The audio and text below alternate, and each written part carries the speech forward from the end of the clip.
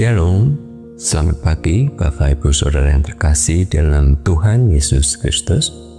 Berjumpa kembali dalam sapaan dan renungan pagi GKI Salatiga, Rabu 28 Januari 2026 bersama saya Srion Sudarso. Sebelum kita mendengarkan renungan, marilah kita berdoa. Selamat pagi Bapa di surga. Bersyukur atas hari baru yang Engkau anugerahkan bagi kami. Saat ini kami akan merenungkan sebagian firman-Mu. Untuk itu, layakkanlah dan siapkanlah hati kami, sehingga kami bisa memahami akan pesan-pesan-Mu dan melakukannya dalam kehidupan keseharian kami. Dalam nama Tuhan Yesus Kristus kami berdoa. Amin. Bapak Ibu Saudara, renungan pagi ini berjudul Peduli Tiada Henti, dengan nats Alkitab yang diambil dari Yohanes 3 ayat 16 yang berbunyi demikian.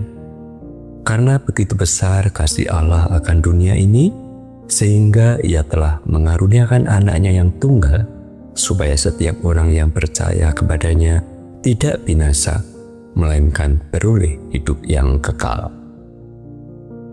Kalau ada orang yang bertanya kepada kita, mengapa kita harus peduli kepada sesama?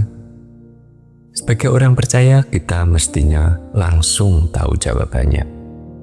Bukan supaya masuk surga atau mengumpulkan pahala untuk itu. Juga bukan pamer supaya dipuji orang. Bila demikian, perbuatan baik kita tidak tulus. Yang benar adalah kita peduli kepada orang lain karena Tuhan sudah terlebih dahulu peduli kepada kita. Sederhana bukan?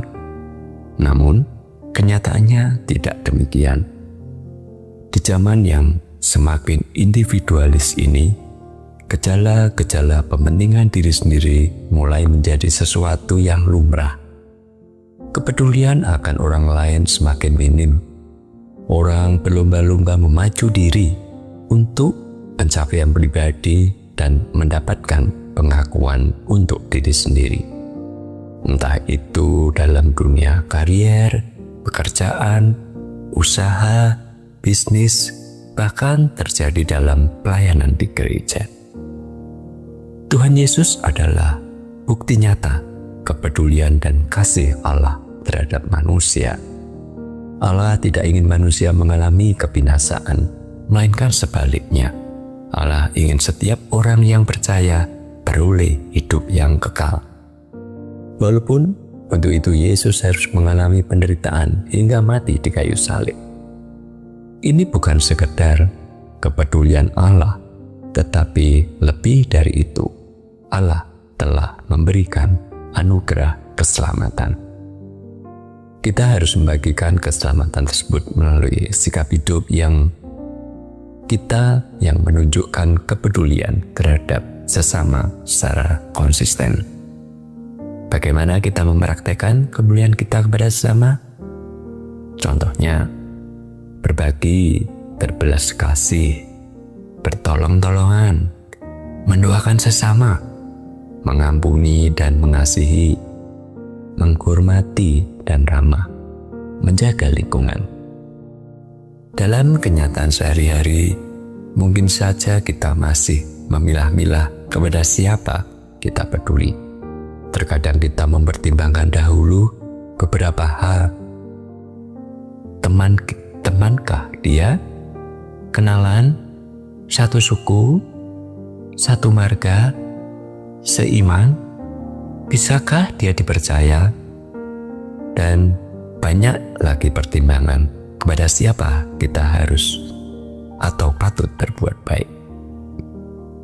Maka pertanyaan refleksi bagi kita adalah, bagaimana menjembatani antara apa yang kita imani dengan apa yang kita hidupi, antara yang kita ketahui dengan apa yang kita lakukan. Bapak Ibu Saudara, tanggal 20 Januari 2026, GKI Salatiga merayakan ulang tahunnya yang ke-83. Selama 83 tahun Allah sudah memberkati dan peduli kepada kita.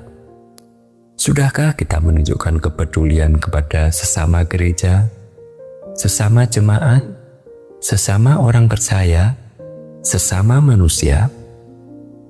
Tentu tidak keliru bila sebagian dari kita menjawab, sudah. Terutama mengingat berapa yang sudah kita keluarkan dan anggarkan dalam banyak program kerja yang kita sudah dan sedang laksanakan. Tetapi, sudah cukupkah itu?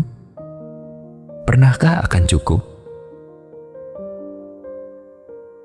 Karena Tuhan sudah dan akan selalu peduli, kita pun perlu melakukan hal yang sama dengan menjadi gereja yang kian hari kian bijaksana, takut kepada Tuhan, kian hari selalu siap untuk menolong siapapun, kian hari kian ramah terhadap sesama.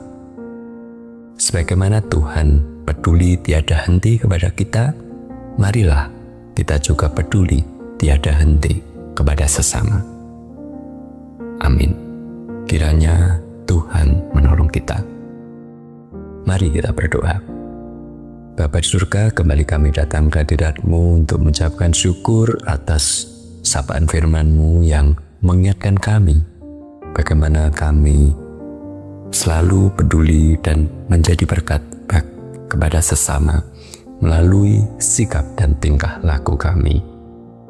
Jika sebentar kami ingin melakukan beberapa aktivitas, kiranya Bapa berkenan memimpin dan memberkati kami, sehingga apa yang kami lakukan boleh berkenan dan seturut dengan kehendak Tuhan.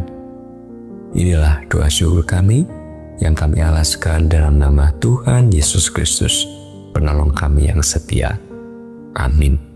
Selamat pagi dan selamat beraktivitas. Tuhan Yesus memberkati.